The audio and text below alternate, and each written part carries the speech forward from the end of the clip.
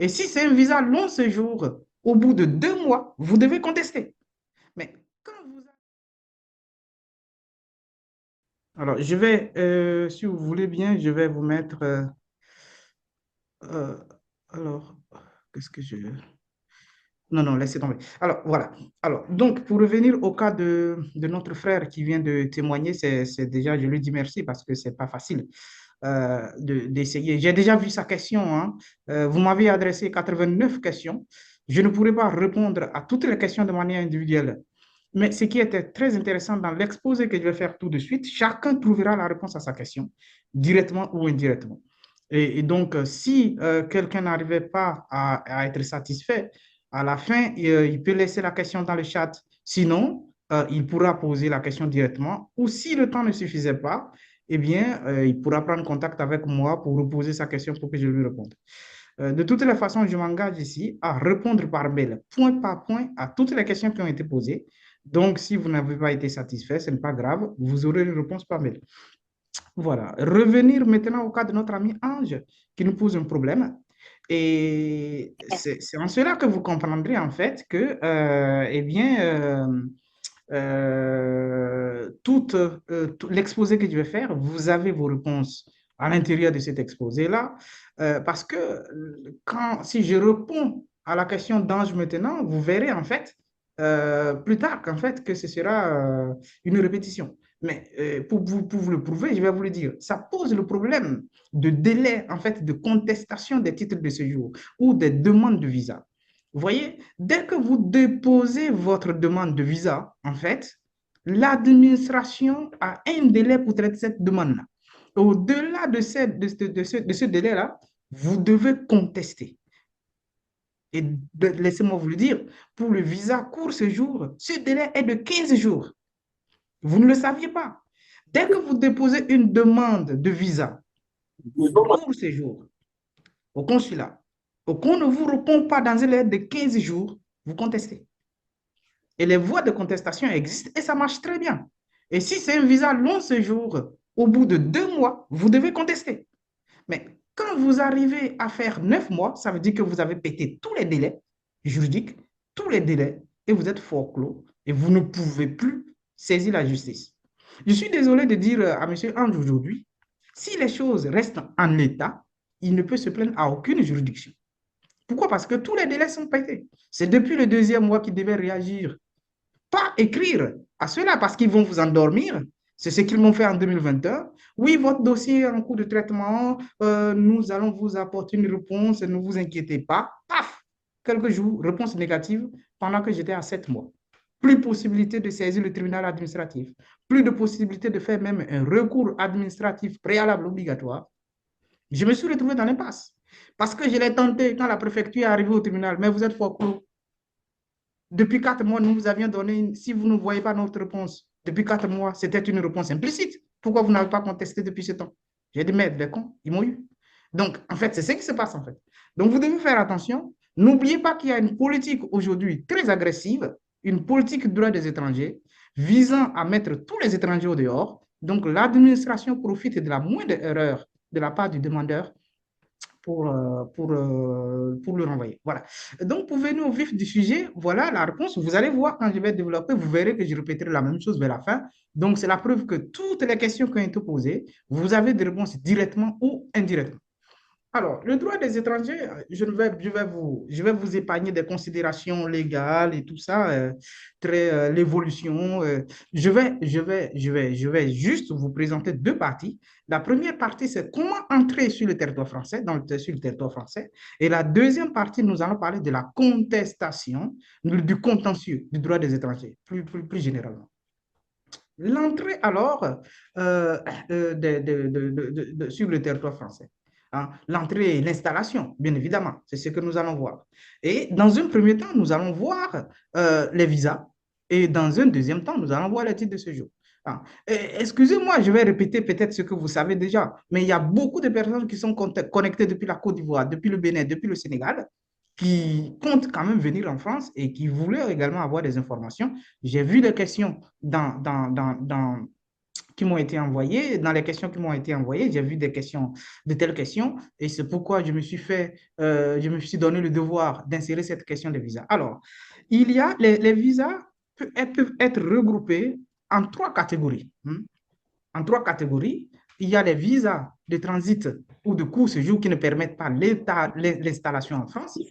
Nous avons les visas qui permettent une installation mais temporaire. Et en troisième lieu, nous avons des visas qui permettent une installation durable. Hein? D'abord, les visas de court séjour ou les visas de transit. Hein? C'est ça qu'on appelle les visas de type le visa de type A, en fait. Ce visa-là vous permet en fait tout simplement de faire le transit à l'aéroport. C'est pourquoi on l'appelle visite de transit aéroportuaire. Imaginez que vous quittez le Sénégal, que vous allez en Turquie et que vous devez faire une escale en France, et bien évidemment, vous devez obligatoirement avoir ce visa-là pour pouvoir passer par la France. Donc ça, c'est un visa de court séjour, souvent de quelques jours, de 2 ou de 3, ou parfois même de quelques heures. Vous comprenez? Alors, nous avons toujours dans les visas de court séjour, nous avons des visas de type C. Hein. Et ces visas-là, vous les connaissez, c'est des visas que nos parents, nos frères, nos soeurs prennent pour venir nous visiter. Donc, ça peut être des visas touristiques, des visas familiaux ou encore des visites pour venir faire des obstacles et tout ça. Donc, ça sont les visas de type C. Nous avons également les visas de circulation. C'est vrai, ils ont une certaine durée, mais en fait, ils ne vous permettent pas une installation durable en France. Donc, vous ne pouvez pas exercer une activité. Les visas de circulation, je pense que peu en connaissent, mais c'est très intéressant de le savoir, de savoir comment fonctionnent les visas de circulation. En fait, tout simplement, quand vous utilisez les visas de court séjour de type C, quand vous utilisez par exemple 3 visas, hein, au cours des 2 dernières années, et puis vous pouvez demander un visa de circulation d'1 an. Vous voyez? Et donc, dès que vous utilisez ce visa de circulation, dès que vous utilisez ce visa de circulation pendant 2 années précédentes, hein, vous pouvez obtenir un visa de circulation entrée multiple d'une durée de 2 ans. Et si vous utilisez ce visa de circulation de 2 ans pendant 3 années précédentes, vous pouvez obtenir vous pouvez obtenir un visa de circulation de 5 ans. Vous voyez, c'est très intéressant de le savoir. Nous qui avons des familles qui viennent nous voir chaque 3 mois, il serait bien de leur proposer un tel visa pour leur permettre pour alléger les tracasseries administratives au niveau du consulat. C'est pourquoi j'ai tenu à ajouter ça. Nous avons les visas à validité territoriale limitée. C'est toujours au niveau des courts séjours. C'est des visas qu'on vous délivre qui ne sont pas des visas Schengen. Hein, mais si c'est la France qui vous le délivre, ça veut dire que vous ne pouvez pas quitter la France pour l'Espagne ou pour le Portugal. Donc, c'est pourquoi on parle des visas à validité territoriale limitée. Ouais. Alors, Maître, je suis désolé de vous interrompre un moment. Apparemment, il y a certaines personnes qui ne vous entendent pas très bien. Est-ce que vous pouvez mais rapprocher votre micro un peu, s'il vous plaît? d'accord, on va voir. Et je verrai comment, c'est pas. Et là, vous m'entendez? Ça va? Et là, je pense que c'est mieux. Merci beaucoup, Je sais maître. pas. Alors, ben, je vais essayer également de parler moins vite. Peut-être que Bon, à aussi ce je vais. niveau, à ce niveau, c'est bon. C'est Ok, juste très bien. le volume qui n'était pas bon. Alors, nous avons des visas, après les visas de court séjour qui ne permettent pas de s'installer en France, nous avons des visas temporaires qui permettent une installation, mais une installation qui n'est pas durable. Hein. Il s'agit des visas de long séjour temporaire. Hein. Ce sont ces visas-là qui sont de 3 à 6 mois et qui permettent aux étudiants qui sont venus pour une formation courte dans le cadre d'échanges, et ça on appelle les étudiants qui sont en mobilité. En mobilité, voilà. Ce visa-là peut être accompagné d'une autorisation provisoire de travailler. Vous m'entendez toujours pas? Oui, c'est bon. Très bien. Alors, nous avons également le visa vacances-travail, ça, je pense que les pays africains n'ont pas accès à cela. Il n'y a que 16 pays, y compris, je pense, voilà, la Taïwan, par exemple, et ainsi de suite. Donc, c'est surtout les pays asiatiques qui ont droit à ce visa-là. Nous, les Africains, n'en ont pas droit.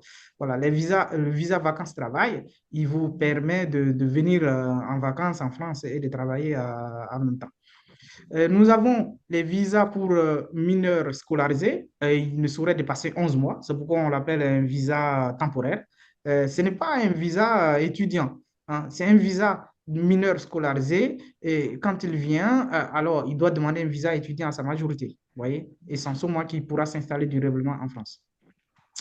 Nous avons également les visas alors qui permettent une installation durable, hein. Donc, vous pouvez, avec ces visas-là, vous installer pendant longtemps en France et de travailler, hein. C'est le cas, par exemple, le visa étudiant concours, vous devez le savoir, pour ceux qui viennent passer souvent des concours. Et quand vous finissez le concours, si vous êtes admis, eh bien, on pourra vous donner un visa étudiant, pardon, un titre de séjour étudiant. Mais si vous ne réussissez pas, on vous ramène chez vous. Alors, donc, après ça, nous avons un visa portant en carte à solliciter dans les 2 mois suivant l'arrivée en France, hein. Ce sont des cartes et des visas qu'on vous donne. Et dès que vous venez en France, il faudra que vous demandiez une carte de séjour immédiatement, dans les 2 mois, hein. Ça concerne surtout ça concerne, c'est par exemple le passeport talent, hein, les familles de Français, par exemple, la profession libérale, hein, ou indépendante, hein. C'est le cas, par exemple, des salariés en mission, carte bleue européenne, saisonniers, familles de travailleurs. Vous voyez? Les retraités également peuvent en bénéficier, les artistes, ainsi de suite. Voilà. Alors, nous avons également le visa de long séjour, Valentine de séjour. Ça, je pense que beaucoup d'entre nous ont eu ont eu affaire à ce type de visa-là. Il est généralement exigé pour obtenir une carte de séjour en France. Et pour obtenir ce visa-là, il faut bien évidemment remplir les conditions d'octroi, les conditions de la carte de séjour à laquelle hein, ce visa-là correspond.